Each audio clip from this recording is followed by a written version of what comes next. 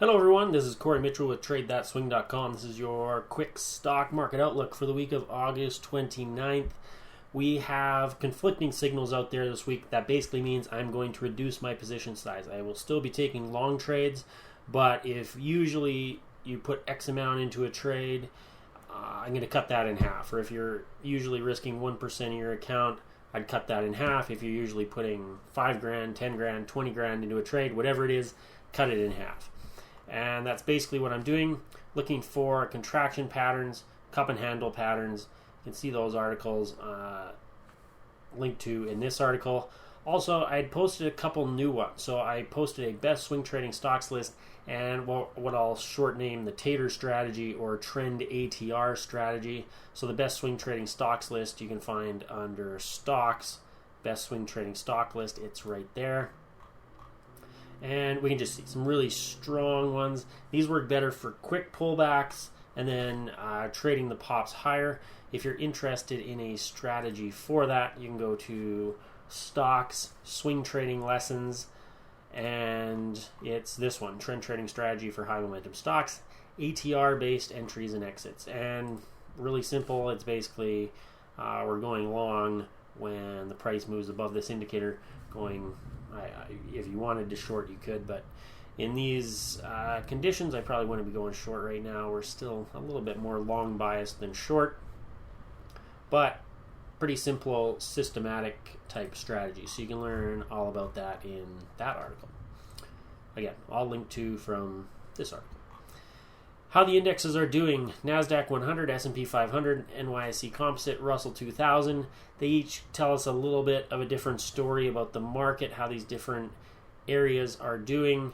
And we can see we were in a short-term uptrend and we are in a pullback within that uptrend. So conflicting signals, and kind of no matter which way you looked at this price action-wise, we're in a little bit of a bearish mode at the moment. So do we go 100% with this or do we go 100% with this? I say neither. I'm hedging my bets a bit and I'm saying I'm willing to bet more on this bigger up move that might continue, but I don't want to deploy a lot of capital doing it. So if the market goes up, I have something.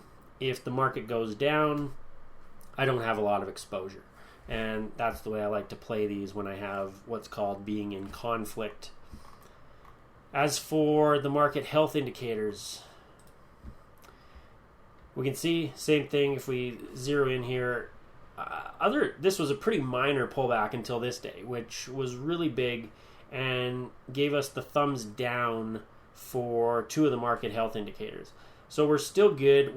Most stocks are still above their 50-day moving average. That's nice to see. Generally makes it easier to make money. Volume, not important at the moment. Was only important back here for me, at least for the follow-through day. And this big drop here. So we were doing okay. We were getting pretty steady. This is more uptrending behavior when we trade within these lines, which is basically just daily volatility. We want to see that typically between less than 2% downside and less than 2% upside. And periods of uptrending movement are generally quite contained. They're more like this area here where it's smaller movements and maybe we have a little bit of an upside, maybe a little bit of a downside day, but most of it is just kind of up a little bit, down a little bit, up a little bit. That's more typical of uptrending behavior. This is scary behavior and usually can result in further fallout. So this could be a little bit more. This could be the bottom as well, but it just means whenever this occurs, I'm not usually missing out on anything. It's like someone who falls down the stairs. They're not bouncing right back up to run up the stairs again. It might pop, but in that case, we're going to probably have at least a few days to kind of see it recover. So I don't feel like I'm missing out on anything if I don't buy or I'm not aggressive on these days. It's going to take a bit to recover. This one still looking really good. This is the NYSE Advanced Decline line. This one, when I manually calculated it, the trading view numbers, I find if it's within 1% or so, I'll usually manually calculate it. We're looking for 90% or 10%. So this one was pretty close, so I manually calculated it. and it was a 90% downside day. That means 90% of the volume occurred in declining stocks. That is often a bad signal, just like the big drop. So it just means, hey, we're in a bit of a decline here. We're probably not going to bounce back immediately. Maybe we do, but might take a little bit for us to recover. So I'm okay to just ease off for the moment. So that was basically all those indicators that we just went through. Sectors on the move. Energy held up the best this week. And over the last month, energy, basic materials doing well. And over the last 3 months, these haven't changed in a while. Consumer cyclicals, industrials, and technology. So they all took a little bit of a hit this past week. Except for basic materials, they also held up okay. But these areas have been quite good. And energy maybe deserves a peak as well, because those ones held up quite well despite this big drop. So all these areas, ones to potentially focus on. What I'm doing right now, I'm scanning for trades. I don't expect to find a lot of contraction patterns and couple-handed patterns this week. Because we're dropping, so we've moved away from most trade triggers on those because we need the sideways movement and then a break higher. Since we just fell off and most stocks fell off, I don't expect to see many that are close to breaking out at the moment.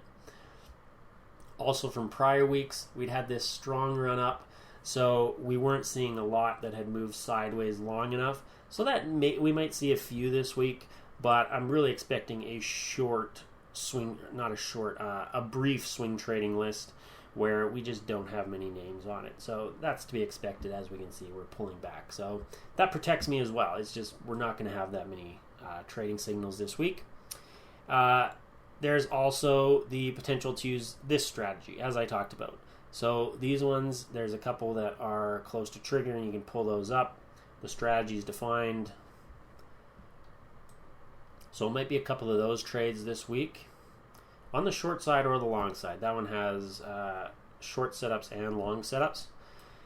And then, of course, always can be day trading. There's lots of movement out there. Friday, obviously, tons of movement. If the S&P moved 3%, you can imagine a lot of individual stocks were moving 5, 6, 7, 8, 9, 10% pretty easily.